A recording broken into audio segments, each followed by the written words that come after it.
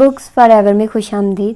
آج جو ہم کتاب سٹارٹ کرنے جا رہے ہیں وہ براک اوباما نے لکھی ہے اور اس کی آپ بیتی کے بارے میں ہے، اور یہ انگلش میں تھی جس کا اردو میں ترجمہ کیا گیا ہے اور اس کو نام دیا گیا ہے اوباما کی آپ بیتی، اور اس کے مترجم کا نام ہے یاسر جواد۔ تو آئیے جلدی سے سٹارٹ کرتے ہیں اس کتاب کو۔ پیش لفظ، اس کتاب کا پہلا ایڈیشن شائع ہوئے کوئی 15 برس گزر چکے ہیں۔ یہ کتاب لکھنے کا موقع لا اسکول میں پڑھنے کے دوران ملا جب میں ہارورڈ لا ریوال کا پہلا افریقی امریکی صدر منتخب ہوا۔ تھوڑی بہت شہرت کی بدولت مجھے ایک پبلشر سے ایڈوانس مل گیا اور میں اپنے خاندان کی کہانی لکھنے اور اس کہانی کو سمجھنے کی کوشش میں مصروف ہو گیا۔ شاید کہیں کہیں یہ کہانی امریکی تجربے کے کردار میں شامل نسلی افتراق اور شناخت کی سیال حالت بھی لیے ہوئے ہو جو ہماری جدید زندگی کا جزو ہے۔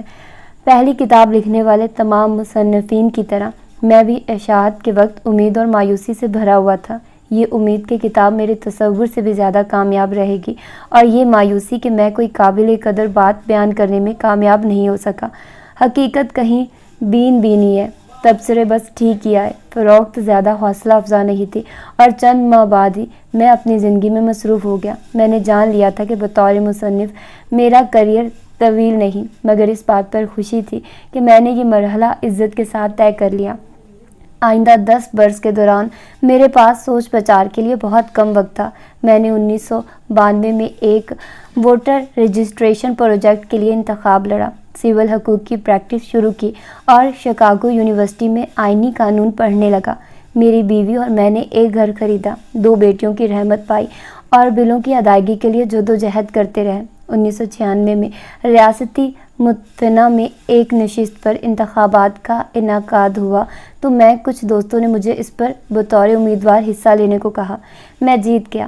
عہدہ سنبھالنے سے قبل مجھے خبردار کیا گیا تھا کہ ریاستی سیاست میں واشنگٹن والی سیاست جیسی شان و شوکت نہیں تھی۔ بہرحال مجھے اپنا کام تسلی بخش لگا کیونکہ آپ کی کاوشوں کے نتائج بہت ٹھوس صورت میں شامل آتے تھے۔ 2004 میں میں نے الینائی سے یو ایس سینیٹر کے طور پر ڈیموکریٹک امیدوار کے طور پر کامیابی حاصل کی۔ یہ ایک مشکل مقابلہ تھا کیونکہ حریف وسیع فنڈز کے مالک، ماہر اور ممتاز افراد تھے۔ کسی تنظیمی پشت پناہی کے بغیر عجیب سے نام والے ایک سیاہ فام آدمی کی کامیابی ہرگز ممکن نہیں لگتی تھی۔ چنانچہ جب میں نے ڈیموکریٹک پرائمری میں زیادہ تر ووٹ حاصل کر لیے تو مخالفین نے وہی رد عمل دیا جو لا ریوالو جریدے میں میرے انتخاب کے وقت دیا گیا تھا۔ مرکزی مبصرین نے حیرت اور حقیقی امید کا اظہار کیا کہ میری فتح ہماری نسلی سیاست میں ایک وسیع تر تبدیلی کا اشارہ تھی۔ سیاہ فام برادری میری کامیابی کے حوالے سے فخر کرتی تھی۔ اس نئے جوش و خروش نے کتاب کی دوبارہ اشاعت پر اکسایا۔ سالوں بعد پہلی مرتبہ میں نے ایک کاپی نکال کر چند ابواب پڑھے اور غور کیا کہ ان برسوں میں میری آواز میں کتنی تبدیلی آ گئی تھی۔ میں اعتراف کرتا ہوں کہ اکثر جگہوں پر اپنے استعمال کردہ الفاظ پر مجھے غصہ آیا یا کہیں کہیں کوئی جملہ جذباتیت سے بھرپور یا ناقص معلوم ہوا۔ میرا دل کیا کہ کتاب کے قطع و برید کر کے صرف 50 صفحات باقی رہنے دوں، کیونکہ میں اختصار کو بہت زیادہ اہمیت دینے لگا تھا۔ تاہم میں ایمانداری سے نہیں کہہ سکتا کہ اس کتاب میں موجود آواز میری نہیں، کہ اگر میں آج اپنی کہانی لکھوں تو وہ بہت مختلف انداز میں ہوگی۔ آج اس کتاب کو پڑھتے وقت ایک بہت بڑی اور ڈرامائی تبدیلی کو یاد رکھنا چاہیے۔ جب میں نے لکھنا شروع کیا تو سلیکون ویلی کا مسئلہ زوروں پر تھا اور سٹاک مارکیٹ تیزی سے عروج کی جانب جا رہی تھی۔ دیوار برلن کا گرنا، منڈیلا سے قید سے رہا ہونا، اوسیلو میں امن معاہدوں پر دستخط بھی قابل ذکر واقعات ہیں۔ اندرونی ملک بندوقوں اور اسقاط حمل اور زیب گانوں کی شاعری پر بھی زبردست ثقافتی بحثیں ہونے لگی۔ بین الاقوامی سطح پر اہل قلم نے تاریخ کے اختتام، فری مارکیٹس اور لبرل جمہوریت کے صعود کا اعلان کیا، اور تب 11 ستمبر 2001 کے دن دنیا میں دراڑیں پڑ گئی۔ اس دن کے بارے میں کچھ لکھنا میرے بس سے باہر ہے۔ جہازوں کا بھوتوں کی طرح فولاد اور شیشے سے ٹکرانا، ٹاورز کا آہستہ آہستہ منہدم ہونا، گلیوں بازاروں میں راکھ سے بھری ہوئی شبہیں، غیظ و غضب اور خوف۔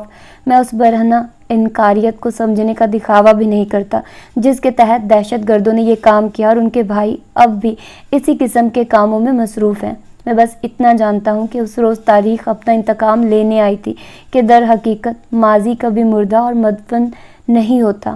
وہ کبھی ماضی نہیں گزرتا۔ یہ اجتماعی تاریخ، یہ ماضی براہ راست میرے اپنے ماضی سے منسلک ہے۔ صرف القاعدہ کے بم اپنی سرزمین پر پھٹنے کی وجہ سے ہی ریپبلکن کارندوں نے مخصوص ویب سائٹس پر میرے نام کو بنیاد بنا کر مذاق نہیں اڑایا۔ اس کی وجہ زیر سطح جاری کشمکش بھی ہے۔ کثرت اور احتیاج کی دنیا کے درمیان، جدید اور قدیم دنیاؤں کے درمیان، میں جانتا ہوں کہ میں نے بے اختیار لوگوں کی مایوسی اور انتشار کو دیکھا ہے۔ یہ چیز کس طرح جکارتا یا نیروبی کی گلیوں میں بھی بچیوں کی زندگیوں کو اسی طرح مسخ کرتا ہے جیسے شکاگو کی ساؤتھ سائڈ میں پرورش پانے والے بچوں کو۔ میں جانتا ہوں کہ ذلت اور بے لگام غضب کے درمیان راستہ کس قدر تنگ ہے، کہ وہ کس طرح آسانی سے تشدد اور مایوسی کی راہ پر آ سکتے ہیں۔ مجھے معلوم ہے کہ صاحب اقتدار لوگ ان رویوں کے جواب میں قید کی سزاؤں کی میعاد بڑھانے اور زیادہ حساس عسکری آلات استعمال کرنے کے سوا کچھ نہیں کرتے۔ میں جانتا ہوں کہ کثرت، بنیاد پرستی اور قبیلے سے وابستگی ہم سب کے لیے باعث تباہی ہے۔ ان سب چیزوں کے حوالے سے پالیسی پر ایک علیحدہ کتاب لکھی جا سکتی ہے۔ یہاں میں ایک ذاتی سا نوٹ ہی دوں گا۔ میری اس کتاب کے زیادہ تر کردار بدستور میری زندگی کا حصہ ہیں، ماں سوائے میری ماں کے، جو کتاب کی اشاعت کے چند ماہ بعد کینسر کا شکار ہو گئی۔ اس نے گزشتہ 10 سال اپنے پسندیدہ کاموں اور مشغلوں میں صرف کیے۔ ایشیا اور افریقہ کے دور دراز دیہات میں فلاحی کام، طویل فاصلہ پیدل چلنا، چاند کو گھنٹوں تکنا، دہلی اور مراکش کے بازاروں میں خریداری کرنا، رپورٹیں لکھنا، ناول پڑھنا اور پوتوں کے خواب دیکھنا۔ ہم ایک دوسرے سے اکثر ملتے تھے اور ہمارا تعلق قائم رہا۔ یہ کتاب لکھنے کے دوران اس نے مسودہ پڑھا، کچھ کہانیوں کو درست کیا، اپنے یا میرے باپ کے بارے میں لکھی ہوئی باتوں پر کوئی رائے دینے سے محتاط گریز کیا۔ اس نے اپنی بیماری کو بڑے صبر اور حوصلے سے جھیلا۔ وہ آخری دم تک مجھے اور میری بہن کو زندگی میں آگے بڑھنے کا حوصلہ دلاتی رہی۔ کبھی کبھی میں سوچتا ہوں کہ اگر مجھے اس کے زندہ نہ رہنے کا اندازہ ہوتا تو شاید ایک مختلف قسم کی کتاب لکھتا اور اپنی زندگی کے اس مستقل کردار کو محور بناتا۔ میں اپنی بیٹیوں کی شخصیت میں ہر روز اپنی ماں کو دیکھتا ہوں۔ میں یہ بیان کرنے کی کوشش نہیں کروں گا کہ مجھے اس کی موت کا کتنا دکھ ہے۔ مجھے معلوم ہے کہ وہ میری زندگی میں آنے والی شفیق ترین اور نہایت فراخ دل روح تھی، اور یہ کہ میری تمام خوبیاں اسی کی دین ہیں۔ پہلا حصہ۔ پہلا باب۔ اجداد۔ میری 21ویں سالگرہ سے چند ماہ بعد کسی اجنبی نے فون کر کے کہا کہ وہ مجھے کوئی خبر سنانا چاہتا ہے۔ اس وقت میں نیو یارک میں رہتا تھا، 2 اور 1 کے درمیان 94 میں، جو مشرقی ہارلیم اور بکیا مین ہیٹن کے درمیان بنتی مٹی سرحد کا بے نام حصہ تھا۔ یہ بلاک غیر پرکشش، بے درخت اور ویران تھا۔ دونوں طرف راکھ کے رنگ کی ایلیویٹر سے محروم عمارتیں تھیں، جن کا سایہ دن کے زیادہ تر حصے میں پڑتا رہتا۔ ہمارا اپارٹمنٹ چھوٹا سا تھا، اس میں حرارت کا خاطر خواہ انتظام نہیں تھا، زینے سے نیچے لگی گھنٹی کام نہیں کرتی تھی، لہٰذا مہمانوں کو نکٹر پر ایک گیس اسٹیشن پہ جا کر فون کرنا پڑتا، جہاں کالے رنگ کا بھیڑیا جتنا ڈابرمین رات کے وقت سخت پہرا دیتا اور بیئر کی کوئی بھی خالی بوتل اپنے دانتوں میں جکڑ لیتا تھا۔ ان میں سے کسی بھی بات کا میرے ساتھ کوئی زیادہ تعلق نہیں، کیونکہ مجھے زیادہ ملنے والے نہیں آتے تھے۔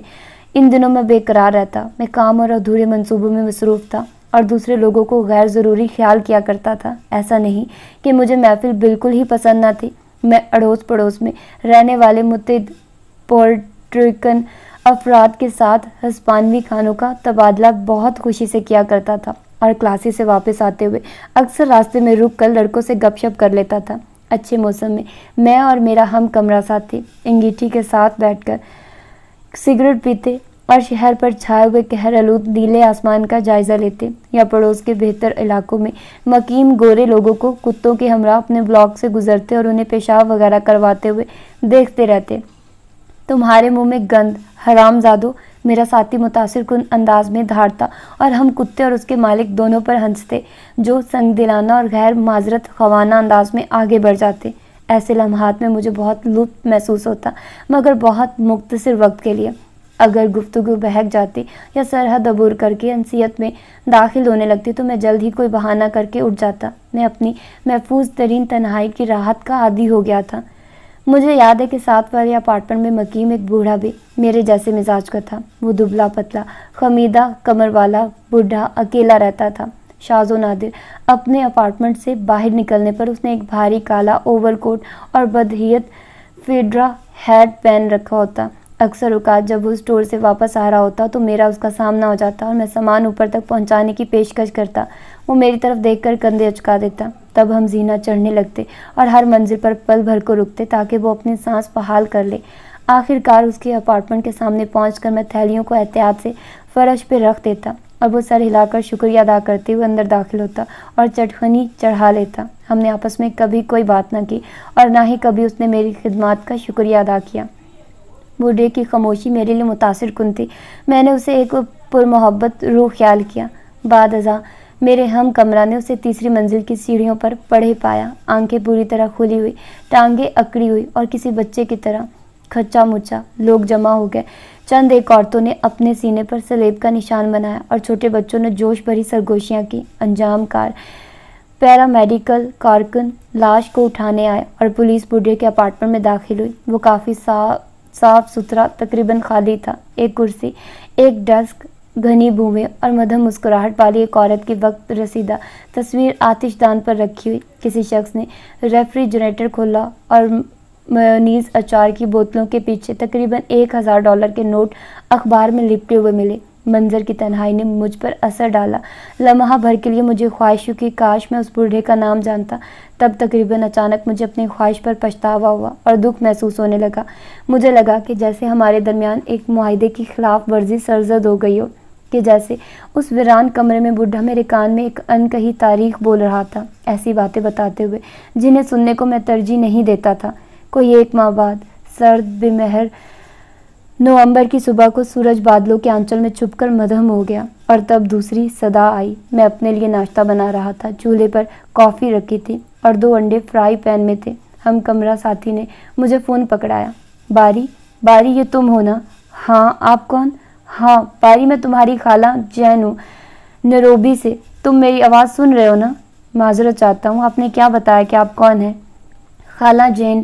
سنو باری، تمہارے باپ کا انتقال ہو گیا، وہ کار حادثے میں مارے گئے ہیں۔ ہیلو، تم میری آواز سن رہے ہو نا؟ میں کہہ رہی ہوں کہ تمہارا باپ مر گیا ہے۔ باری پلیز بوسٹن میں اپنے انکل کو فون کرو اور اسے بتاؤ میں اب بات نہیں کر سکی۔ اوکے باری، میں تمہیں دوبارہ کال کرنے کی کوشش کروں گی۔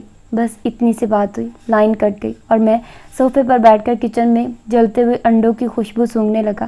میں پلستر میں رخنوں پر نظریں گاڑے اپنے نقصان کا اندازہ لگانے کی کوشش کر رہا تھا۔ میرا باپ اپنی موت کے وقت تک میرے لیے ایک فسانہ رہا۔ وہ محض ایک انسان نہیں تھا۔ اس نے 1963 میں ہوائی کو خیر بات کہا جب میری عمر صرف 2 سال تھی، لہٰذا بچپن میں اسے صرف اپنی ماں اور نانا نانی کی سنائی ہوئی کہانیوں کے ذریعے جانتا تھا۔ ان سب کہانیوں میں اپنی اپنی خاص بات تھی، ہر ایک دوسری سے جڑی ہوئی اور بار بار استعمال سے ملائم ہو چکی۔ وہ منظر اب بھی میری آنکھوں کے سامنے ہے جب گرامپس ڈنر کے بعد اپنی پرانی کرسی سے ٹیک لگا کر ویسکی پیتے اور سگریٹ پیکٹ کے سیلوفین سے دانت صاف کرتے ہوئے اس موقع کا ذکر کرتا جب میرے باپ نے محض ایک پائپ کی خاطر کسی آدمی کو اٹھا کر پالی لک آؤٹ سے باہر پھینک دیا تھا۔ سنو، تمہاری ماں اور باپ نے اس شخص کو جریدے کی سیر کرانے کا فیصلہ کیا تھا۔ چنانچہ وہ گاڑی میں بیٹھ کر اوپر لک آؤٹ کی طرف گئے اور بار تقریباً سارا راستہ غلط سائڈ پر چلتا رہا۔ ماں نے مجھ پر واضح کیا، تمہارا باپ خوفناک ڈرائیور تھا۔ وہ برطانوی ڈرائیو کی طرح بائیں طرف چلتا تھا اور اگر آپ کچھ کہتے تو وہ امریکی قواعد اور قوانین کی دھجیاں بکھیر کر رکھ دیتا۔ ہاں، تو اس موقع پر وہ بغیر کسی رکاوٹ کے اوپر پہنچتے اور ریلنگ پہ کھڑے ہو کر منظر کو سراہنے لگتے۔ براک وہ پائپ پی رہا تھا جو میں نے اسے سالگرہ پر بطور تحفہ دیا تھا۔ اس نے کسی بحری کپتان کی طرح پائپ کو سرے سے پکڑ کر مختلف مناظر کی طرح اشارے کیے۔ ماں نے دوبارہ لقمہ دیا۔ تمہارے باپ کو یہ پائپ واقعی بہت پسند تھا۔ وہ ساری رات پڑھتے ہوئے اس میں تمباکو نوشی کرتا اور کبھی کبھی این، تم خود کہانی سنانا چاہتی ہو یا مجھے اسے مکمل کرنے دو گی؟ سوری ڈیڈ، آپ سنائیے۔ بہرحال وہ بیچارہ شخص ایک افریقی طالب علم ہی تھا نا، تازہ ڈگری یافتہ۔ بیچارہ نوجوان بار کو اس انداز میں پائپ پکڑے دیکھ کر متاثر ہوا ہوگا، چنانچہ اس نے خود بھی ایسا کرنے کی خواہش کا اظہار کیا۔ تمہارے باپ نے لمحہ بھر کے لیے سوچا اور پائپ اسے دے دیا۔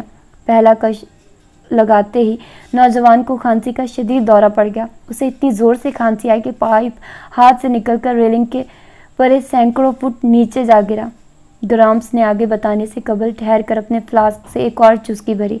अच्छा, तो तुम्हारा बाप इतना मेहरबान ज़रूर था कि उसने नौजवान की खांसी रुकने का इंतज़ार किया और फिर कहा कि वो नीचे उतरे और पाइप वापस लाए। नौजवान ने आगे झुककर नीचे झांका और बार्क से कहा कि वो उसे नया पाइप खरीद देगा। बात भी ठीक थी। तोत ने किचन से ही लुकमा दिया। हम नानी तोतों को प्यार से तोत कहते थे, जिसका हवाई की ज़बान में मतलब बड़ी अम्मा बनता है। मेरी पैदाइश के वक्त वो इतनी कम उम्र थी कि उसे नानी कहना मुनासिब न लगता था। ग्राम्स ने नागवारी का तासुर दिया, मगर उसकी बात को अनसुना कर गया। लेकिन बार्क अड़ गया कि उसे अपना पाइप ही चाहिए, क्योंकि वो एक तोहफा था जिसका कोई नेमुल बदल नहीं होता। लिहाजा नौजवान ने एक मरतबा फिर नीचे झांका और दोबारा इनकार कर दिया। तब तुम्हारे बाप ने उसे हवा में ऊपर उठा लिया और रेलिंग से परे फेंकने के लिए हलारे देने लगे। ग्राम्स ने हू की आवाज़ निकाली और अपनी रान पर हाथ मारा। फिर वो हंस रहा था तो मैंने तसव्वुर किया कि सूरज के सामने मेरी गहरी रंगत वाले बाप ने नौजवान को ऊपर उठा रखा है और उसके बाजू हवा में झूल रहे हैं। इंसाफ का एक खौफनाक मंजर। माँ ने कुछ तशवीश के साथ मेरी जानिब देखते हुए कहा, डैड, उसने नौजवान को रेलिंग के ऊपर नहीं उठाया हुआ था। लेकिन ग्राम्स ने विस्की का एक और घूंट लिया और आगे बढ़ा। उस वक्त दूसरे लोग भी देखने लगे थे और तुम्हारी माँ बार्क की मिन्नतें करने रही थी कि उसे छोड़ दे। मेरा ख्याल है कि बार्क का दोस्त बस अपनी सांस रोके दुआएं मांग रहा था। बहरहाल कोई 2 मिनट बाद तुम्हारे बाप ने नौजवान को वापस नीचे आने दिया, उसकी कमर पर थपथपाया और कहा कि सब जाकर अपने लिए बियर लाएं। और तुम्हें मालूम नहीं कि बाकी की सैर के दौरान तुम्हारा बाप क्या तासुर देता रहा कि जैसे कुछ हुआ ही ना हो। यकीनन जब वो घर पहुंचे तो तुम्हारी माँ कुछ परेशान थी। दरअसल वो तुम्हारे बाप से बात ही नहीं कर रही थी। बार्क इन मामलात में कोई साथ नहीं देता था, क्योंकि जब तुम्हारी माँ ने उन्हें हमें सारा वाक़या बताने की कोशिश की तो उसने महज तरदीद में सर हिलाया और हंसने लगा। आराम से ऐना, बार्क ने उसे कहा। तुम्हारे बाप की आवाज़ बहुत गरजदार थी और लहजा बरतानियों जैसा। नाना ने भरपूर तासुर देने के लिए थोड़ी गर्दन के साथ लगा ली। आराम से ऐना, वो बोला। मैं तो उस नौजवान को सिर्फ सबक सिखाना चाहता था कि दूसरे लोगों की चीज़ों का ख्याल कैसे रखते हैं। ग्राम्स खांसी का दौरा पड़ने तक हंसता रहता और तूत बुड़बुड़ाती कि उसके ख्याल में बार्क का ये तस्लीम कर लेना अच्छी बात थी कि पाइप गलती से नीचे गिरा था। मेरी माँ अपनी आंखें घुमाकर कहती कि वो मुबालगा आराई कर रहे थे। तुम्हारे बाप को खुद सर कहा जा सकता है, लेकिन बात सिर्फ इतनी सी है कि वो नहायत ईमानदार शख्स है। ये चीज़ कभी कभी उसे अखड़ बना देती है। माँ मुस्कुराकर मुझे बताती, वो मेरे बाप की एक निस्बतन मेहरबान तस्वीर पेश करने को तरजीह देती थी। वो इस मौके की कहानी सुनाती जब वो अपने पसंदीदा लिबास जीन्स और चीते के खाल जैसे प्रिंट वाली पुरानी शर्ट में फी बीटा कापा और चाबी वसूल करने आया था। किसी ने उसे नहीं बताया था कि यह कितना बड़ा एजाज़ है। चुनाचे वो चलता हुआ सीधा अंदर गया और उस खूबसूरत कमरे में मौजूद हर शख्स को नफीस लिबास में खड़े पाया। ये वाहिद मौका था जब मैंने उसे बौखलाया हुआ देखा। ग्राम्स अचानक सोच में डूबकर अपने आप से इत्तेफाक करने लगता। वो कहता, ये हकीकत है बारी, तुम्हारा बाप किसी भी सूरत हाल से निमट सकता है और यूँ हर चीज़ उसके लिए आसान हो जाती है। याद है जब उसे इंटरनेशनल म्यूज़िक फेस्टिवल में गुलकारी करना पड़ी थी, वो कुछ अफ्रीकी गीत गाने पर रजामंद हो गया, लेकिन वक्त आने पर यह काम बहुत बड़ा मालूम हुआ और इससे पहले फ़न का मुजाहरा करके जाने वाली औरत नीम प्रोफेशनल गुलकारा थी, भरपूर बैंड के साथ एक हवाई की लड़की। जानते हो, कोई और होता तो वही हिम्मत हार देता और भाग जाता, लेकिन बार्क ऐसा नहीं था। वो स्टेज पर गया और वसीम मजमे के सामने गाने लगा। और मैं बताता चलूं कि यह काम आसान नहीं। वो कोई अच्छा गुलकार नहीं था, लेकिन अपने ऊपर इस कदर यकीन रखता था कि आन की आन में हर कोई उसे सराहने लगता।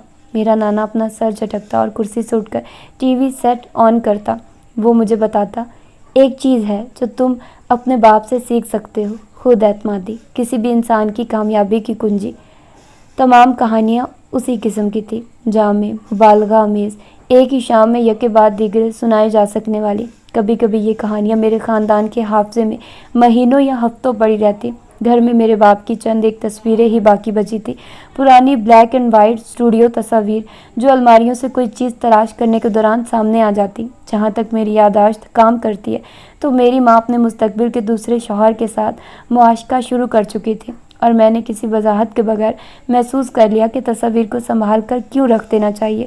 لیکن کبھی کبھار میں اپنی ماں کے ساتھ فرش پہ بیٹھ کر بھرے البموں پر پڑی گرد سونگھتا، میں اپنے باپ کی مشابہت پر غور کرتا۔ گہری رنگت والا ہنستا ہوا چہرہ، نمایاں پیشانی اور موٹے شیشوں والے چشمے جو اسے اپنی عمر سے بڑا دکھاتے تھے، اور اس کی زندگی کی واقعات کو ایک کہانی میں پروئے ہوئے سنتا۔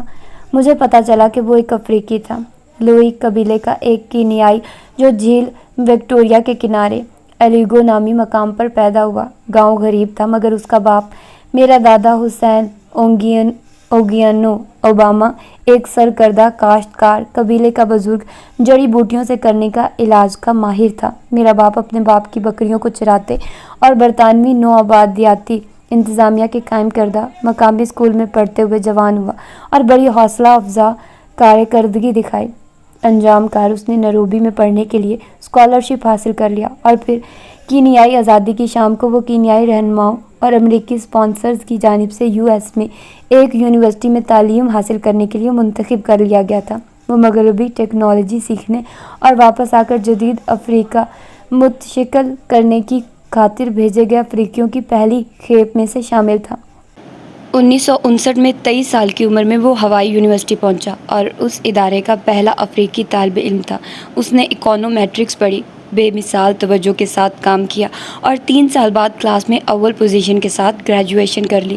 اس نے اپنے دوستوں کے ساتھ مل کر انٹرنیشنل اسٹوڈنٹ ایسوسی ایشن بنائی اور اس کا پہلا صدر بنا۔ روسی زبان کے ایک کورس میں اس کی ملاقات 19 سالہ بے ڈھنگی شرمیلی امریکی لڑکی سے ہوئی اور دونوں محبت میں گرفتار ہو گئے۔ لڑکی کے والدین نے شروع میں تو اعتراض کیا، لیکن اس کی مسحور کن شخصیت اور ذہانت کے آگے ہار مان گئے۔ نوجوان جوڑے نے شادی کر لی اور ایک بیٹے کو جنم دیا۔ اسے ایک اور اسکالرشپ ملا، اس مرتبہ ہارورڈ سے PhD کرنے کے لیے، لیکن اپنے نئے خاندان کو ساتھ لے جانے کے پیسے نہیں۔ علیحدگی ہو گئی اور وہ براعظم افریقہ کے ساتھ اپنا کیا ہوا وعدہ نبھانے واپس چلا گیا۔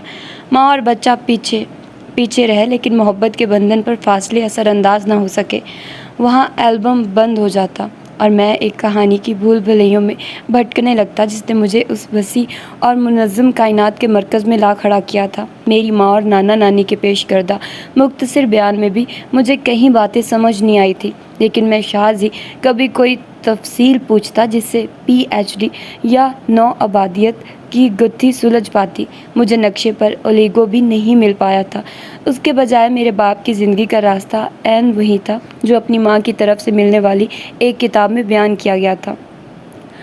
اوریجنز نامی یہ کتاب دنیا بھر سے اکٹھی کی گئی داستان ہائے تخلیق کا مجموعہ تھا۔ پیدائش اور شجر ممنوعہ، پرومیتھیس اور آگ کے تحفے کی کہانیاں، ہندو اسطورہ کا کچھوا جو خلا میں تیرتا اور دنیا کو اپنے پشت پر اٹھائے رکھتا۔ بعد ازاں جب میں فلموں اور ٹیلی ویژن میں دکھائے جانے والے مسرت کے ایک نسبتاً تنگ راستے سے آشنا ہوا تو کئی سوالات تنگ کرنے لگے۔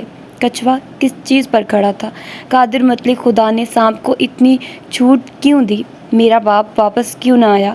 لیکن 5 یا 6 برس کی عمر میں ان سربستہ اسرار کو جوں کا توں چھوڑ دینے پر قانع تھا۔ ہر کہانی ایک مقفل راز اور اگلی کہانی جیسی ہی سچی تھی جسے پرسکون خوابوں میں لے جایا جا سکتا تھا۔ اپنے باپ کی شکل و صورت میں ارد گرد کے لوگوں کے ساتھ کچھ بھی مشترک نہ ہونا کہ وہ کالا سیاہ اور ماں گوری چٹی تھی، میرے ذہن پر بامشکل ہی کوئی نقش مرتب کر سکا۔ در حقیقت مجھے صرف ایک کہانی یاد ہے جس کا تعلق نسل کے موضوع سے تھا۔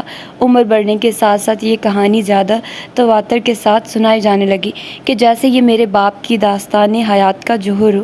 کہانی کے مطابق میرا باپ کافی دیر تک مطالعہ کرنے کے بعد ایک مقامی واقعی میں میرے نانا اور متعدد دیگر دوستوں کی محفل میں گیا۔ سب لوگ خوش تھے، وہ گٹار پر موسیقی سنتے ہوئے کھا پی رہے تھے۔ اچانک ایک گورے آدمی نے جیسے آس پاس بیٹھے ہر شخص کو سنانے کے لیے بآواز بلند بار والے سے کہا کہ وہ ایک نینگرو کے ساتھ بیٹھ کر اچھی شراب نہیں پیے گا۔ کمرے میں سناٹا چھا گیا اور لوگ ایک لڑائی کی امید میں میرے باپ کی جانب دیکھنے لگے۔ میرا باپ لڑنے کی بجائے اٹھا، اس شخص کے پاس گیا، مسکرایا اور عدم برداشت کی حماقت، امریکی خواب کے وعدے اور انسان کے ہمہ گیر حقوق پر لیکچر جھاڑنے لگا۔ گرامس نے بتایا، بارک کی بات مکمل ہونے پر وہ شخص اس قدر نادم ہوا کہ اپنی جیب سے $100 نکال کر بارک کو پکڑا دیے۔ یہ رقم اس رات کو ہماری موج مستی اور تمہارے باپ کے مہینہ بھر کے کرائے کے لیے کافی تھی۔ لڑکپن میں مجھے اس کہانی کی صداقت پر شک ہونے لگا اور اسے بھی بقیہ کہانیوں کے ساتھ ایک طرف رکھ دیا۔ آخر کار کئی برس بعد مجھے ایک جاپانی امریکی شخص کی کال آئی اور بتایا کہ میرا باپ ہوائی میں اس کا ہم جماعت تھا اور ہمیں ایک مڈ ویسٹرن یونیورسٹی میں پڑھاتا تھا۔ وہ بہت مہربان، اس کی تیز مزاجی پر کچھ پریشان تھا۔ اس نے وضاحت کی کہ ایک مقامی اخبار میں میرا انٹرویو اور میرے باپ کا نام پڑھ کر اس کے ذہن میں یادیں تازہ ہو گئی تھی۔ پھر گفتگو کے دوران اس نے وہی کہانی دہرائی جو میرا باپ سنا چکا تھا کہ کیسے ایک گورے نے میرے باپ کو پیسے دے کر معافی مانگنے کی کوشش کی تھی۔ اس نے فون پر مجھے کہا، میں وہ موقع کبھی نہ بھولوں گا۔ اس کی آواز میں وہی لے تھی جو میں گرامس کی آواز میں کئی مرتبہ سن چکا تھا۔ نسلوں کے درمیان شادی، یہ الفاظ کبڑے بدنما اور ایک خوفناک نتیجے کا شگن ہے۔ قبل اس جنگ یا اکٹورون جیسے الفاظ کی طرح یہ بھی ایک اور عہد کی تصویر کشی کرتے ہیں، چابکوں اور شعلوں، مردہ میگنولیا اور منہدم ہوتے دالانوں کی ایک دور دراز دنیا۔ پھر بھی ایک چھٹی سالگرہ کے سن 1967 سے پہلے تک ریاست ہائے متحدہ امریکہ کی سپریم کورٹ نے ریاست ورجینیا کو یہ نہیں بتایا تھا کہ نسلوں کے درمیان شادیاں آئین کی خلاف ورزی تھی۔ 1960 میں نسلوں کے درمیان شادی کو ہنوز یونین کی نصف سے زائد ریاستوں میں ایک سنگین جرم ہی بیان کیا جاتا تھا۔ جنوب کے بہت سے علاقوں میں میرے باپ کو صرف میری ماں پر نظر غلط انداز ڈالنے کے جرم میں ہی درخت سے لٹکا کر پھانسی دے دی جاتی۔ شمال کے نہایت مہذب شہروں میں گھورتی ہوئی نظریں، سرگوشیاں وغیرہ میری ماں جیسے رجحانات رکھنے والی کسی عورت کو حمل گرانے یا پھر بچہ کسی دور دراز خانقاہ میں بھجوانے پر مجبور کر دیتی۔ ان کے اکٹھے ہونے کا تصور ہی گجرو اور واہیات قرار پاتا۔ سول حقوق کے حامی مٹھی بھر لبرلز لیے ایک بڑا اچھا موقع مل ہوتا بلا شبہ، لیکن کیا آپ اپنی بیٹی کو کسی کالی سے شادی کرنے دیں گے؟ میرے نانا نانی نے اس سوال کا جواب ہاں میں دیا، چاہے کافی کینہ پروری کے ساتھ ہی، مگر یہ سوال مجھے ہمیشہ پریشان کرتا رہا۔ ان کے پس منظر میں ایسی کوئی چیز نہیں تھی کہ جس کی بنیاد پر اس کی پیش گوئی کی جا سکتی۔ نہ وہ نیو انگلینڈ کے ماوریت پسند تھے اور نہ ہی بے باک سوشلسٹ۔ درست کہ کنساس نے سول جنگ میں یونین کی طرف سے لڑائی لڑی تھی، لیکن گرامس مجھے یاد دلانا چاہتا تھا کہ میرے خاندانی تانے بانے کے مختلف دھاگے مل کر غلامی کی پرجوش مخالفت کرتے تھے۔ اگر کہا جاتا تو ٹوٹ اپنی چونچ نما ناک دکھانے کے لیے اپنا سر ایک طرف کو موڑ دیتی، جو کالی سیاہ آنکھوں کے جوڑے کے ساتھ مل کر چہروں کی خون کا ثبوت پیش کرتی تھی۔ لیکن کتابوں کی الماری میں ایک پرانی سرخی مائل تصویر ان جڑوں کے متعلق نہایت بلیغ انداز میں بتاتی تھی۔ اس میں توت کے اسکاٹس اور انگلش نسل کے دادا دادی کھردری اون کا لباس پہنے بغیر مسکرائے کھڑے تھے۔ ان کی آنکھیں اپنے سامنے پھیلی دھوپ جلی زندگی پر مچی ہوئی تھی۔ ان کے چہرے امریکی گوتھک تھے اور ان کی آنکھوں میں آپ وہ صداقتیں دیکھ سکتے تھے جن کا تجربہ میں نے آگے چل کر حقائق کے طور پر کرنا تھا کہ کنساس نے سول جنگ کی ایک ابتدائی شدید لڑائی کے بعد ہی یونین میں بلا معاوضہ شمولیت صرف اس وقت اختیار کی، اور اس لڑائی میں جان براؤن کی تلوار نے پہلی مرتبہ خون چکھا کہ جب میرے پرداداؤں میں سے ایک کرسٹوفر کولمبس کلارک کو یونین فوجی کا اعزاز ملا تو اس کی بیوی کی ماں کے متعلق افواہ اڑی کہ وہ کنفیڈریسی کے صدر جیفرسن ڈیوس کی سیکنڈ کزن تھی، کہ اگرچہ ایک اور دور کا جد امجد خالص چہروں کی خون کا مالک تھا، لیکن اس قسم کا سلسلہ نسب توت کی ماں کے لیے کافی شرمناک تھا۔ جب بھی کوئی اس موضوع پر بات کرتا تو وہ زرد پڑ جاتی اور یہ راز قبر میں ساتھ لے کر جانے کی امید رکھتی تھی۔ ایک دنیا تھی جس میں میرے نانا نانی نے پرورش پائی، بے کیف اور چاروں طرف سے سمندر میں گھرا ہوا علاقہ۔ وہ ایک دوسرے سے صرف 20 میل کے فاصلے پر پلے بڑھے، میری نانی آگسٹا میں، میرا نانا ایل ڈوریڈو میں۔ اتنے چھوٹے قصبات کی سڑکوں کے نقشے میں ان کے نام نمایاں حروف میں لکھنے کی ضرورت نہیں محسوس کی جاتی۔ مجھے بتائی ہوئی باتوں کے مطابق ان کے بچپن چھوٹے سے قصبے میں معاشی بدحالی کے دور والے امریکہ میں گزرے۔ 4 جولائی کی پریڈز اور تصاویر ایک باران کی اطراف میں دکھاتی ہیں، ایک مرتبان میں جگنو اور سیبوں جیسے میٹھے ٹماٹروں کا ذائقہ، گرد باد، سالہ باری اور کسان لڑکوں سے بھرے ہوئے کلاس رومز، ان لڑکوں کے اونی अंडरवियर सर्दियों के आगाज़ पर सिए जाते थे और महीने गुजरने पर उनसे सूरों जैसी बू आने लगती। हत्ता के बैंकों का डूबना और फॉर्म की कबल इस वक्त बंदिश भी नाना नानी की बर्दाश्त के तुक्के से गुजर कर रोमानवी लगती। उस दौर की कठिनाई लोगों को करीब ले आती। सबके दर्द मुश्तरक थे, चनाचे आपको उनकी जवानी के दौर के अनकहे ज़ाब्ते और लतीफ़ मरातिब शनाख्त करने के लिए गौर से सुनना पड़ता था। आपको उन लोगों के इम्तियाज़ात नज़र आते जिनके पास ज़्यादा कुछ नहीं था और लामकान के वस्त में ज़िंदगी गुजार रहे थे। इसका ताल्लुक़ नाम नहाद एहतराम की काबिलियत से था। कुछ लोग काबिल एहतराम थे और कुछ ज़्यादा काबिल एहतराम नहीं थे, और अगरचे आपको काबिल एहतराम बनने के लिए अमीर होना ज़रूरी नहीं था, लेकिन अगर मोहतरम ना होते तो उनके लिए बहुत सख्त मेहनत करना पड़ती। तूत का घराना काबिल एहतराम था। उसका बाप मुआशी बदहाली के सारे अरसे में एक मुस्तकिल मुलाजमत का हामिल रहा। वो स्टैंडर्ड ऑयल के लिए ऑयल लेस की देखभाल करता। उसकी माँ बच्चों की पैदाइश से कबल नॉर्मल स्कूल में पढ़ाती थी। घराना अपने घर को साफ़ सुथरा रखता और डाक के ज़रिए अजीम कुतुब मंगवाता। वो बाइबल पढ़ते, लेकिन बाकायदा इबादत गाह जाने के बजाय मेथोडिज़म की सादी सूरत को तरजीह देते, जिसमें शौक़ ज़हद दोनों पर अकल को फजीलत हासिल थी। मेरे नाना की जाए के आम ज़्यादा मुश्किलात का शिकार थी। मेरे बाप और उसके बड़े भाई की परवरिश करने वाले नाना नानी मालदार नहीं थे, लेकिन वह शाइस्ता, खुदा से डरने वाले हॉप्टिस्ट थे, जो विचिटा के आसपास तेल के कुओं पर काम करके पेट पालते। ताहम किसी न किसी तरह ग्राम्स थोड़ा बाकी हो गया था। कुछ एक पड़ोसियों ने उसकी माँ की खुदकुशी का जिक्र किया। 8 साल स्टेनले ने ही उसकी लाश पड़ी हुई देखी थी। देगर पड़ोसी अपना सर झटकते हुए कहते, लड़का अपने आवारा बाप पर गया है। बिलाशुबा वहीं अपनी माँ की बदनसीब मौत की वजह था। वजह चाहे कुछ भी हो, लेकिन ग्राम्स की साख बेबुनियाद नहीं लगती थी। 15 साल की उम्र में उसे प्रिंसिपल के नाक पर घुंसा मारने की वजह से हाई स्कूल से निकाल दिया गया। आइंदा 3 वर्ष के दौरान वो शिकागो और कैलिफोर्निया में ख़राब किस्म की नौकरियां करता रहा। वो बताया करता था कि उसे विचिटा के आसपास सफ़र करना पसंद था, जहां उसका और तूत दोनों का घराना उस वक्त तक मुंतकिल हो चुका था, और तूत उसकी तरदीद न करती। यकीनन तूत के वालिदैन नौजवान के मुतल्लिक सुनी हुई कहानियों को सच मानते और नोखेज़ मुआशके को सख्ती से नापसंद करते थे। तूत जब पहली मर्तबा ग्राम्स को अपने घर वालों से मिलाने लाई, तो उसके बाप ने मेरे नाना के काले स्याह बालों पर नज़र डाली और बगैर वार्निश के सोफ़े पर बैठने की दावत दी। वो किसी गवार जैसा लगता था। मेरी नानी ने कोई परवाह न की।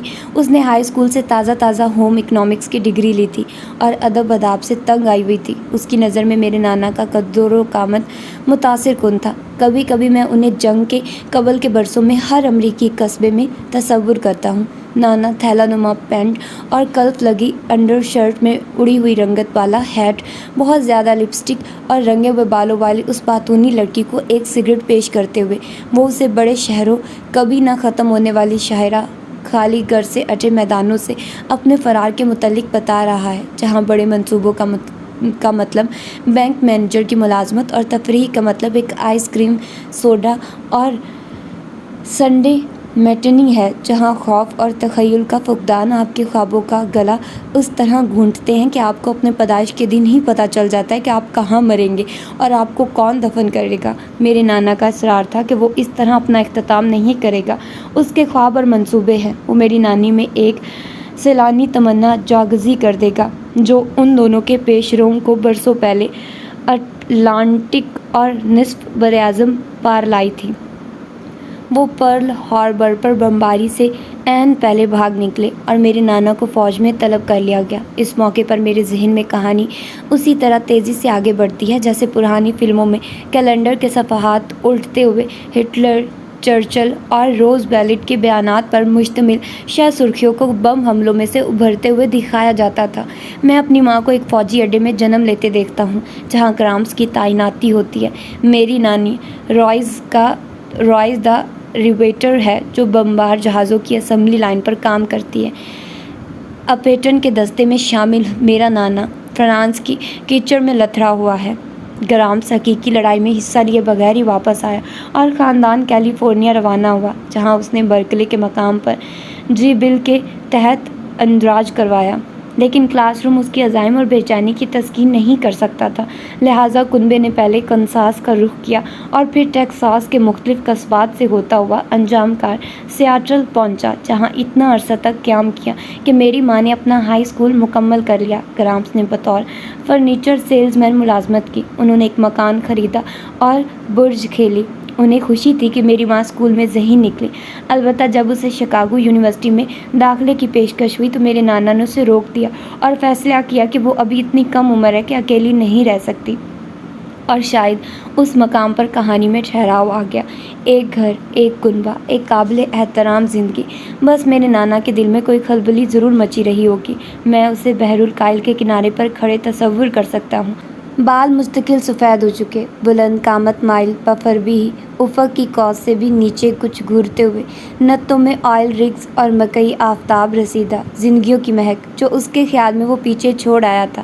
چنانچہ جب فرنیچر کمپنی کے مینیجر نے ذکر کیا کہ وہ ہونولولو میں ایک نیا اسٹور کھولنے کا ارادہ رکھتا ہے اور وہاں کاروبار کے بے پناہ مواقع موجود ہیں، تو وہ اسی روز اپنے گھر کی طرف بھاگا اور میری نانی سے مکان بیچنے، دوبارہ سامان باندھنے اور مغرب میں ڈوبتے سورج کی طرف ایک مرتبہ پھر اپنا سفر شروع کرنے کے متعلق گفتگو کی۔ میرا نانا ہمیشہ سے ایسا ہی تھا، ہمیشہ ایک نئی شروعات کا متلاشی، ہمیشہ مانوس سے گریزاں۔ جس وقت کنبہ ہوائی میں پہنچا تو اس کا کیریئر پوری طرح بن چکا تھا۔ خوش کرنے کا شوق اور فراغ دلی، شائستگی اور وطن پرستی کا ایک انوکھا ملغوبہ، جذبے کا کھرا پن جو اسے بیک وقت بے احتیاط اور زد پذیر بھی بناتا تھا۔ اس کا کردار امریکی قسم کا تھا، بالکل اپنی نسل کے مردوں جیسا، جنہوں نے آزادی اور انفرادیت کا نظریہ سینے سے لگا رکھا تھا اور جن کا ذوق و شوق دوسری عالمی جنگ کے ہیروز کے ساتھ ساتھ مکارتھی ازم کی بزدلی تک بھی لے جا سکتا تھا۔ ایسے مرد جو اپنی اساسی معصومیت کی وجہ سے خطرناک اور پرعزم بھی تھے، انجام کار، مایوسی سے دوچار ہونے والے مرد۔ البتہ 1960 میں ابھی تک میرے نانا کی آزمائش نہیں ہوئی تھی۔ مایوسیوں سے بعد میں سابقہ ہوا، مگر دھیرے دھیرے کسی بدل کر رکھ دینے والے تشدد کے بغیر۔ اپنے ذہن کی گہرائی میں وہ خود کو ایک آزاد خیال، حتیٰ کہ ایک بوہیمیائی تصور کرنے لگا تھا۔ اس نے خاص موقع پر شعر لکھے، جاز سنا، یہودیوں کی تعداد گنی جو فرنیچر کاروبار کرنے کے دوران اس کے قریب ترین دوست بن گئے تھے۔ باقاعدہ مذہب کے ساتھ واحد بے تکلفی میں اسے یہ خیال پسند آیا کہ مقامی یونیٹیرین کے تمام بڑے مذاہب کے صحائف سے استفادہ کرتے تھے۔ بالآخر توت نے چرچ کے متعلق خیالات پر اسے ڈانٹ پلائی، لیکن اگرچہ میری نانی فطرتاً زیادہ متشکک تھی اور گرامس نے کے کچھ ایک انوکھے نظریات سے اختلاف رکھتی تھی، لیکن اس کی اپنی ہر درم آزادی، اپنے ذہن سے کام لینے پر اصرار نے عموماً انہیں تقریباً متفق کر ہی دیا۔ ان سب چیزوں نے انہیں مبہم سا لبرل بنا دیا، البتہ ان کے خیالات کبھی کوئی نظریہ حیات نہ بن سکے۔ وہ اس حوالے سے بھی امریکی تھے۔ چنانچہ ایک روز جب میری ماں گھر آئی اور ہوائی یونیورسٹی میں ملنے والے ایک دوست افریقی طالب علم اوباما کا ذکر کیا تو ان کے دل میں اسے کھانے پر بلانے کا خیال آیا۔ شاید گرامس نے سوچا ہو کہ بیچارہ لڑکا اپنے وطن سے اتنی دور تنہائی محسوس کرتا ہوگا، تو اس نے خود سے کہا ہوگا کہ بہتر ہے اس پر ایک نظر ڈال لی جائے۔ جب میرا باپ دروازے پر پہنچا تو شاید گرامس اپنے ایک پسندیدہ گلوکار نیٹ کنگ کولے کے ساتھ اس کی مشابہت پر حیران ہوا ہو۔ میں اسے تصور میں اپنے باپ سے سوال کرتا ہوا دیکھتا ہوں کہ کیا وہ گا سکتا ہے؟ میری ماں ضرور ناک منہ چڑھا رہی ہوگی۔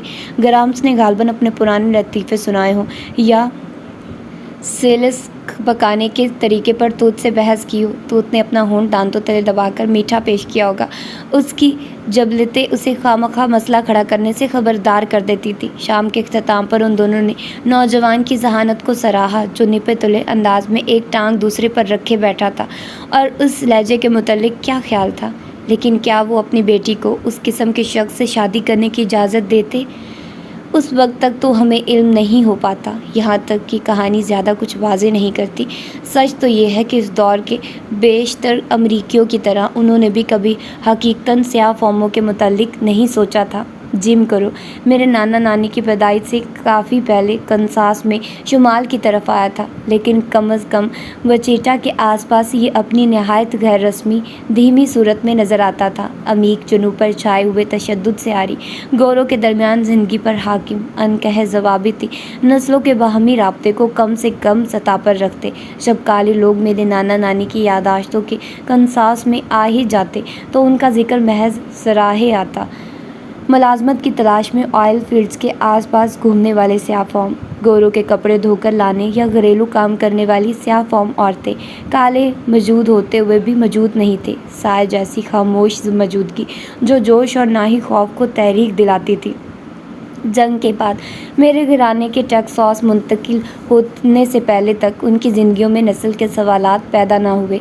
वहाँ अपने मुलाजमत के पहले हफ्ते में ग्राम्स को फर्नीचर के कुछ सेल्समैन ने मशवरा दिया कि स्याह फॉर्म और मैक्सिकी गाहक ढूंढ जाए। अगर गहरी रंगत वाले लोग सामान को देखना चाहते तो उन्हें मखसूस वक्त पर आना और अपना सामान ले जाने का बंदोबस्त खुद करना होता था। बादअज़ा जिस बैंक में तूत काम करती थी वहाँ उसकी दोस्ती दराज कामत और बारोब स्याह फॉर्म सफाई वाले से हो गई, जिसने दूसरी आलमी जंग में हिस्सा लिया था। तूत को उसका नाम सिर्फ मिस्टर रिड के तौर पर याद था। एक रोज़ वो दोनों हॉलवे में खड़े बातें कर रहे थे कि दफ्तर का एक सेक्रेटरी तेज़ तेज़ चलता हुआ उसके पास आया।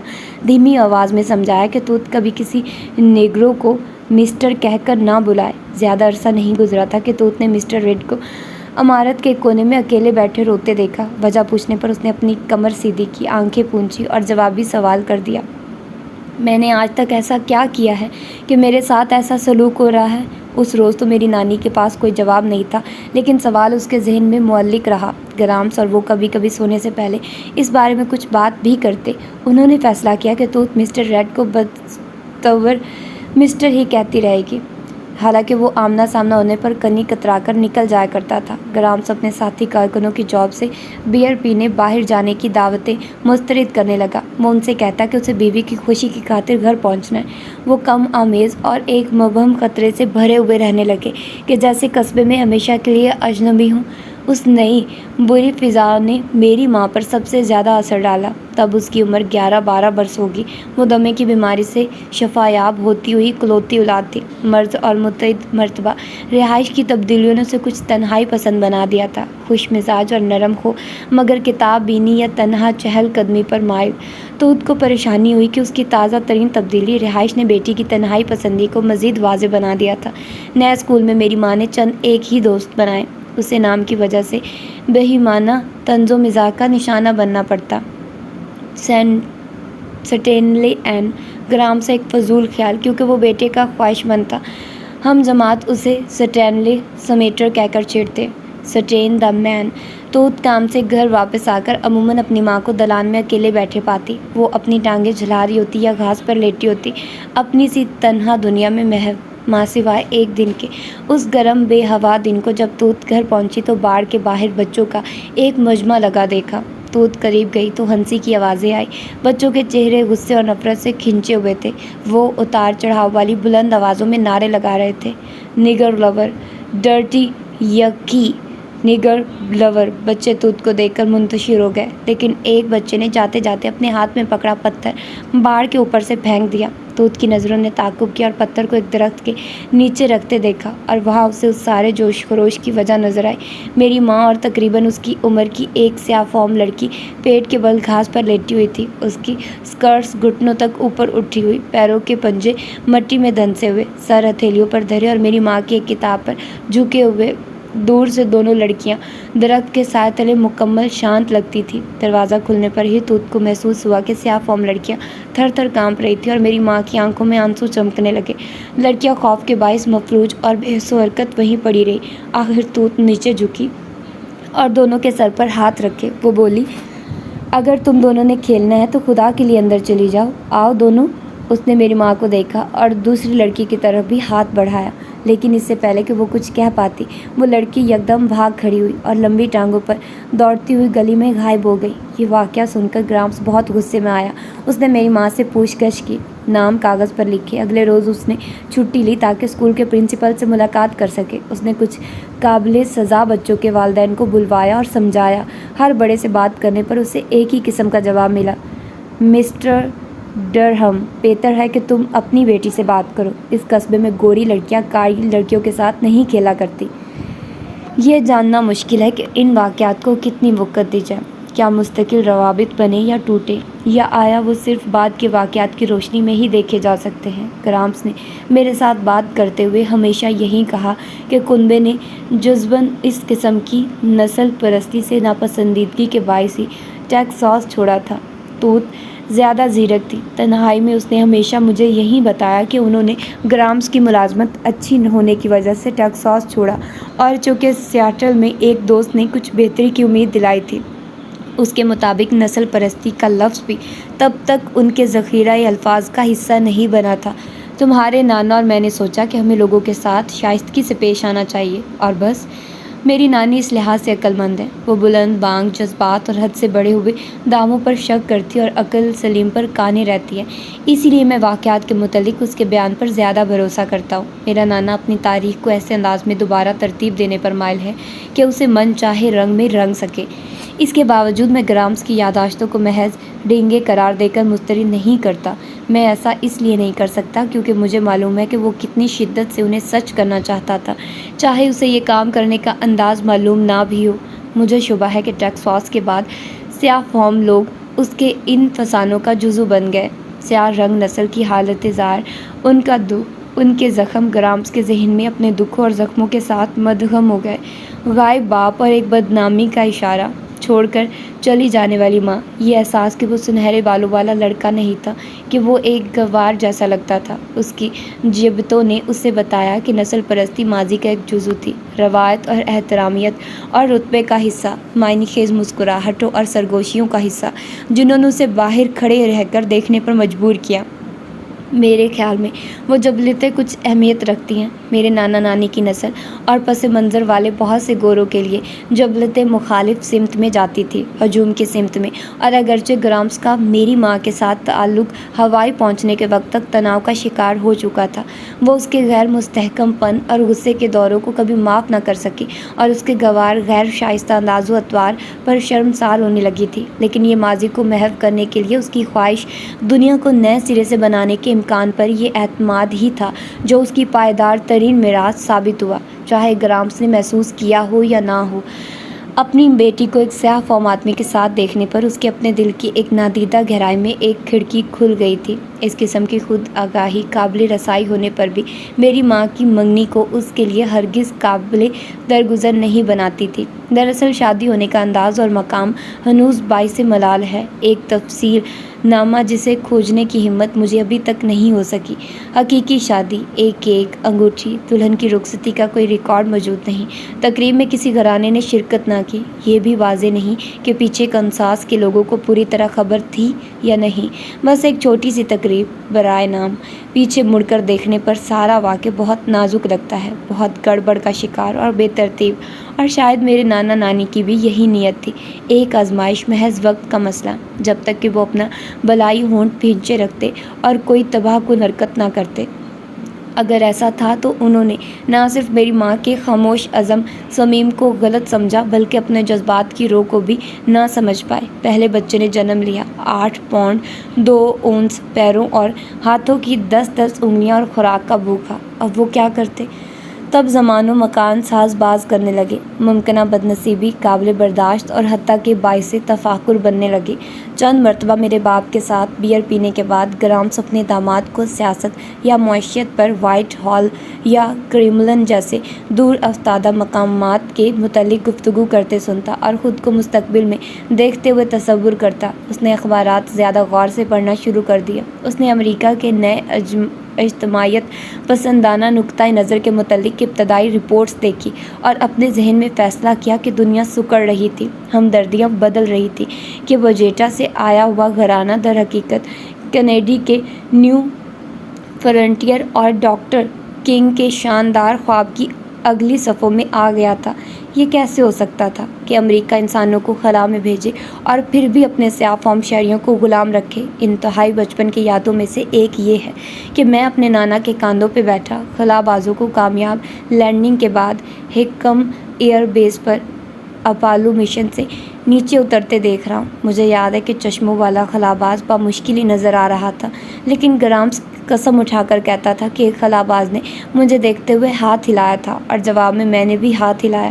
یہ اس کی خود سے بنی ہوئی کہانی کا حصہ تھا۔ سیاہ فام داماد اور اپنی گندمی پوتے کے ساتھ گرامس خلائی دور میں داخل ہو گیا تھا اور اس نئی مہم پر روانگی کے لیے یونین کے تازہ ترین رکن ہوائی سے بہتر مقام اور کیا ہو سکتا تھا۔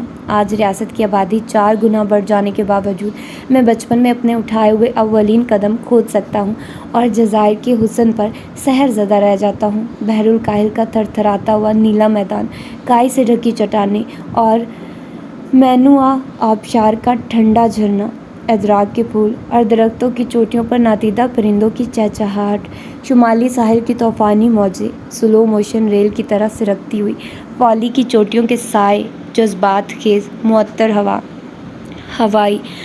1959 میں میرے نوارد گھرانے کو یہ ضرور یوں لگا ہوگا کہ جیسے فوجوں کی بھگدڑ اور کٹھور تہذیب سے تنگ آ چکی زمین خود زمرد پتھر کے اس سلسلے میں آن دبکی تھی جہاں دنیا بھر سے آئے ہوئے پہلکار دھوپ جلے بچوں کو بسا سکتے تھے، منسوخ شدہ معاہدوں اور مبلغوں کی لائی ہوئی بیماری کے ذریعے۔ دیسی اہل ہوائی کی بدنما تسخیر، امریکی کمپنیوں کا زرخیز آتش فشانی، مٹی کو گنے اور اناناس کے باغات کے لیے تیار کرنا، معاہدے کے تحت ملازمتوں کا نظام جس نے جاپانی، چینی اور فلسطینی تارکین وطن کو انہی کھیتوں میں طلوع آفتاب سے غروب آفتاب تک مصروف کر رکھا۔ جنگ کے دوران جاپانی امریکیوں کی آزمائشی بھرتی، یہ سب کچھ حالیہ تاریخ تھا۔ پھر بھی میرے گھرانے کی آمد کے وقت یہ سب کچھ اجتماعی حافظے سے محو ہو چکا تھا، جیسے جلتا ہوا سورج صبح کی دھند کو غائب کر دیتا ہے۔ آپس میں بہت منتشر قوت رکھنے والی متعدد نسلیں موجود تھیں جنہوں نے مین لینڈ کے سخت گیر نظام ذات کو نافذ کیا، اور سیاہ فام اس قدر کم تھے کہ گوروں اور کالوں کی علیحدگی کے حامی لوگ بھی یہ جانتے ہوئے مزے سے چھٹیاں منا سکتے تھے کہ ہوائی میں نسلی اختلاط کا پیچھے وطن کے طے شدہ نظام سے بہت کم تعلق تھا۔ چنانچہ روایت تشکیل پذیر ہوئی کہ ہوائی حقیقی معنوں میں ایک نقطۂ تحلیل تھا۔ نسلی ہم آہنگی کے حوالے سے ایک تجربہ میرے نانا نانی اور بالخصوص گرامس نے باہمی افہام و تفہیم کا نصب العین اپنا لیا۔ ڈیل کارنیگی کی how to win friends and influence people کی ایک پرانی کاپی اب بھی اس کے بک شیلف پر رکھی ہے، اور بڑا ہونے پر اس نے مجھے اپنے مخصوص باتونی انداز میں بتایا کہ اس کے لیے اپنے گاہکوں کی مدد کرنا لازمی تھا۔ وہ خاندان کی تصاویر نکالتا اور مانوس ترین اجنبی کو اپنی داستان حیات پیش کرتا۔ وہ کسی ڈاکیے کا ہاتھ زور سے دباتا یا ریستورانوں میں ویٹرسوں کو گھسے پٹے لطیفے سناتا تھا۔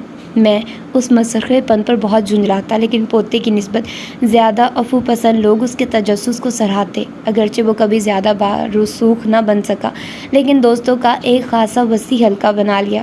فریڈی نامی ایک جاپانی امریکی جو ہمارے گھر کے قریب ایک چھوٹی سی دکان چلاتا تھا، ہمیں رعایتی نرخوں پر اشیاء دے دیتا تھا۔ گاہے بگاہے میرے نانا کے اسٹور پر کام کرنے والے دیسی باشندے ہمیں دعوت پر بلاتے اور گرامس بڑے شوق سے بھونا ہوا سور کھاتا۔ کبھی کبھی میں گرامس کے ہمراہ ایلیز پیک پر جاتا جہاں اسے بوڑھے فلسطینی مردوں کے ساتھ شطرنج کھیلنا پسند تھا جو سستے سگار پیتے اور پان کی پیک تھوکتے۔ اور مجھے آج بھی یاد ہے کہ ایک روز صبح سویرے سورج نکلنے سے گھنٹوں پہلے ایک پرتگیزی آدمی ہمیں کیولا بے سے پرے مچھلیوں کے شکار پر لے گیا۔ چھوٹی سی کشتی پر کیبن سے ٹنگی گیس لالٹین کی روشنی میں ان آدمیوں کو سیاہ پانیوں میں چپو چلاتے دیکھتا رہا۔ ان کی فلیش لائٹس کی روشنی سطح سے نیچے تک جگمگاتی اور پھر کسی بڑی سی مچھلی کو تڑپتے ہوئے باہر نکال لیا جاتا۔ گرامس نے مجھے ہوائی کی زبان میں اس کا نام بتایا، ہومو نوکو اوپویا۔ ہم گھر پہنچنے تک سارا راستہ یہ نام دہراتے رہے تھے۔ اس قسم کے حالات میں میرے نسب نے نانا نانی کو کچھ مسائل سے دوچار کیا، اور انہوں نے فوراً ہی ویسا تحقیر آمیز رویہ اپنایا جو مقامی رہائشی اس قسم کے مسائل بیان کرنے والے اجنبیوں کی جانب اپناتے تھے۔ کبھی کبھی جب گرامس دیکھتا کہ سیاح مجھے ریت میں کھیلتے ہوئے دیکھ رہے تھے تو ان کے قریب آ کر بااحترام انداز میں بتاتا کہ میں ہوائی کے پہلے بادشاہ کامیا میبا کا پڑپوتا ہوں۔ وہ مسکرا کر مجھے بتایا کرتا تھا، مجھے یقین ہے باری کہ تمہاری تصویر ہزاروں سکریپ باکس میں موجود ہے، اڈا ہوکے سے لے کر مین تک۔ میرے خیال میں یہ کہانی مبہم ہے۔ میں اسے سخت مشکلات سے گریز کی ایک حکمت عملی سمجھتا ہوں، اور گرامس فوراً ایک اور کہانی سنا دیتا تھا، ایک سیاح کے متعلق جس نے ایک روز مجھے تیرتے ہوئے دیکھا اور میری اصلیت سے واقف نہ ہونے کے باعث بولی کہ ان ہوائی والوں کے لیے تو تیرنا فطری بات ہے، جس پر اس نے جواب دیا کہ یہ اندازہ لگانا تو بہت مشکل ہے کیونکہ اتفاق سے یہ لڑکا میرا نواسا ہے۔ اس کی ماں کا تعلق کینساس سے اور باپ کا کینیا سے ہے، اور ان دونوں میں سے کسی بھی علاقے میں میلوں تک کوئی سمندر نہیں۔ میرے نانا کی نظر میں نسل کوئی ایسی چیز نہیں تھی کہ جس کے بارے میں آپ کو حقیقی پریشان ہونا پڑے۔ اگر مخصوص علاقوں میں لا علمی ابھی تک مضبوط جڑیں رکھتی تھی تو یہ محفوظ انداز میں فرض کیا جا سکتا تھا کہ باقی کی دنیا آپ کو جلد ہی پالے گی۔ آخر کار مجھے اندازہ ہوا کہ میرے باپ کی تمام کہانیاں دراصل کس بارے میں تھیں۔ ان کہانیوں میں مرکزی کردار کے متعلق کم اور ارد گرد کے لوگوں میں ہونے والی تبدیلیوں کے متعلق زیادہ کچھ بتایا گیا تھا۔ ان میں وہ باعث رکاوٹ عمل بیان کیا گیا تھا جسے میرے نانا نانی کے نسلی رویوں نے تبدیل کیا۔ کہانیوں نے ایک جذبے کو زبان عطا کی جس نے کینیڈی کے انتخاب اور ووٹنگ رائٹس ایکٹ کی منظوری کے درمیانی عرصے میں قوم کو اپنی گرفت میں لے رکھا تھا۔ تنگ نظر پر ہمہ کی بدہی فتح، ایک نئی روشن دنیا جس میں نسل و ثقافت کے اختلافات ہدایت دیتے اور مسحور کرتے اور شاید طرفہ بھی دیتے تھے، یہ ایک مفید فسانہ تھا جو مجھے بھی اسی طرح رجھاتا ہے جیسے میرے گھر والوں کے سروں پر سوار تھا۔ یہ محض بچپن سے آگے تک پھیلے ہوئے گم شدہ باغ عدن کی جھلک دکھاتا ہے۔ مسئلہ بس ایک تھا، میرا باپ گم شدہ تھا، اس نے بحثیت کو خیر آباد کہہ دیا تھا، اور میری ماں یا نانا نانی کچھ بھی ایسا نہ بتا سکے جو اس واحد ناقابل حل حقیقت کو جھٹلا سکتا۔ ان کی کہانیوں سے یہ پتہ نہیں چلتا تھا کہ وہ کیوں چلا گیا، وہ بتانے سے قاصر ہے کہ اگر وہ نہ جاتا تو کیا ہوتا۔ مسٹر ریڈ یا ٹیکساس کی سڑک پر سر پر دوڑتی ہوئی سیاہ فام لڑکی کی طرح میرا باپ کسی اور کی کہانی کا ایک کردار بن گیا، ایک پرکشش کردار، سونے کے دل والی ایک اجنبی شبیہہ، ایک پراسرار اجنبی جو قصبے کو بچاتا اور لڑکی بطور انعام حاصل کرتا ہے، مگر محض ایک کردار ہی۔ میں اپنی ماں یا نانا نانی کو اس کا حقیقی ملزم نہیں ٹھہراتا، میرا باپ شاید اس تصور کو ترجیح دیتا جو انہوں نے اس کے متعلق تخلیق کیا تھا، در حقیقت وہ شاید اس تصور کی تخلیق میں مدد ہی کرتا۔ ہونولولو اسٹار بلیٹن میں اس کی گریجویشن کے متعلق شائع ہونے والی ایک مضمون میں وہ ایک ذمہ دار، مضبوط کردار کا مالک، مثالی طالب علم، اپنے براعظم کا سفیر نظر آتا ہے۔ وہ دبے الفاظ میں یونیورسٹی انتظامیہ پر تنقید کرتا ہے کہ نئے آنے والے طلباء کو ڈارمیٹریوں میں دھکیل دیا جاتا اور ایسے پروگرامز میں شمولیت پر مجبور کیا جاتا جن کا مقصد ثقافتی تفہیم کو فروغ دینا تھا۔ اس کے خیال میں یہ عملی تربیت سے ایک انحراف تھا۔ اگرچہ اس نے خود تو مسائل کا سامنا نہیں کیا، لیکن وہ مختلف نسلی گروہوں کے درمیان واقع ہونے والی خود بخود علیحدگی اور واضح امتیاز کا سراغ لگاتا ہے۔ لیکن اس نے آخر میں ایک خوش کن بات کہی، دیگر ملک ہوائی سے ایک چیز یہ سیکھ سکتے ہیں کہ مشترکہ بہتری کی جانب بڑھنے کے لیے نسلوں کو کس طرح مل کر کام کرنا ہے، ایک ایسا کام جو اس نے دیگر جگہوں پر گوروں کے لیے ناپسندیدہ پایا۔ جب میں اسکول میں پڑھ رہا تھا تو یہ مضمون دریافت کیا، طے کر کے اپنے پیدائشی سرٹیفکیٹ اور پرانے ویکسینیشن فارمز کے درمیان رکھ دیا۔ یہ بہت مختصر سا ہے اور میرے باپ کی تصویر بھی دی ہوئی ہے، میری ماں کا یا میرا کوئی ذکر نہیں۔ میں سوچتا ہوں کہ ایسا میرے باپ نے قصداً کیا یا اپنی طویل روانگی کو ذہن میں رکھتے ہوئے۔ شاید رپورٹر میرے باپ کے سخت گیر انداز کی وجہ سے ذاتی نوعیت کے سوال نہ پوچھ پایا، یا شاید ایڈیٹر نے اس تفصیل کو اضافی سمجھ کر حذف کرنے کا فیصلہ کیا ہو۔ میں یہ بھی سوچتا ہوں کہ کیا میرے والدین اس تفصیل کی عدم موجودگی پر آپس میں الجھے ہوں گے یا نہیں۔ اس وقت کم عمری میں مجھے پتہ نہیں ہوگا کہ ایک زندہ باپ کی بھی اسی طرح ضرورت تھی جیسے ایک نسل کی۔ ایک خلاف قیاس مختصر مدت کے لیے لگتا ہے کہ میرا باپ بھی میری ماں اور نانا نانی والے شہر میں گرفتار ہوا، اور میری زندگی کے پہلے 6 برس میں اگرچہ یہ شہر ٹوٹ گیا اور اپنے خیال میں پیچھے رہ چکی دنیاؤں نے اپنا آپ جتایا، تو میں ان کے خوابوں والی جگہ پر جا بسا۔ تو یہ تھا اس کا پہلا باب۔ ہوپ سو کہ آپ لوگوں کو پسند آیا ہوگا، تو مجھے اپنا فیڈ بیک دینا مت بھولیے گا۔ ملتے ہیں انشاءاللہ اس کے اگلے باب میں۔ اللہ حافظ۔